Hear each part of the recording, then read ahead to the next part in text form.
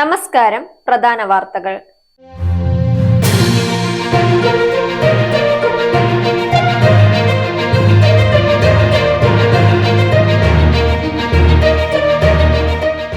ജസ്ന കേസിൽ തുടരന്വേഷണം, സിബിഐക്ക് നിർദ്ദേശം നൽകി തിരുവനന്തപുരം CJM കോടതി.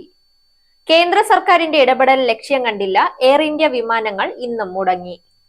സിദ്ധാർത്ഥ് കൗൾ ഇംഗ്ലീഷ് കൗണ്ടിയിൽ നോർത്താംപ്ടനായി കളത്തിലിറങ്ങും.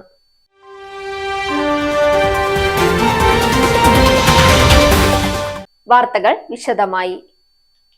ജസ്ന കേസിൽ തുടരന്വേഷണം, CBIക്ക് നിർദ്ദേശം നൽകി തിരുവനന്തപുരം CJM കോടതി. ജസ്നയുടെ പിതാവ് നൽകിയ ഹർജിയിലാണ് വിധി. CBI നൽകിയ റിപ്പോർട്ട് കോടതി തള്ളി.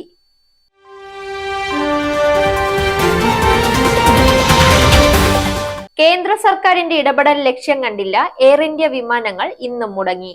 നെടുമ്പാശ്ശേരിയിൽ നിന്നുള്ള 2 വിമാനങ്ങളും കണ്ണൂരിൽ നിന്നുള്ള 8 വിമാനങ്ങളും റദ്ദാക്കി. തിരുവനന്തപുരത്ത് നിന്നുള്ള അബുദാബി സർവീസും ദുബായ് തിരുവനന്തപുരം അബുദാബി തിരുവനന്തപുരം സർവീസുകളും റദ്ദാക്കിയിട്ടുണ്ട്.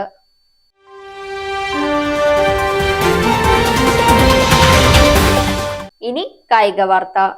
മുൻ ഇന്ത്യൻ താരവും പേസറുമായ Siddharth Kaul English കൗണ്ടിയിൽ.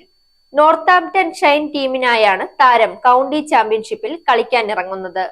First class ക്രിക്കറ്റിൽ താരത്തിന് മികച്ച ട്രാക്ക് റെക്കോർഡുണ്ട്. 83 മത്സരങ്ങളിൽ നിന്ന് 284 വിക്കറ്റുകൾ സിദ്ധാർത്ഥ് വീഴ്ത്തിയിട്ടുണ്ട്.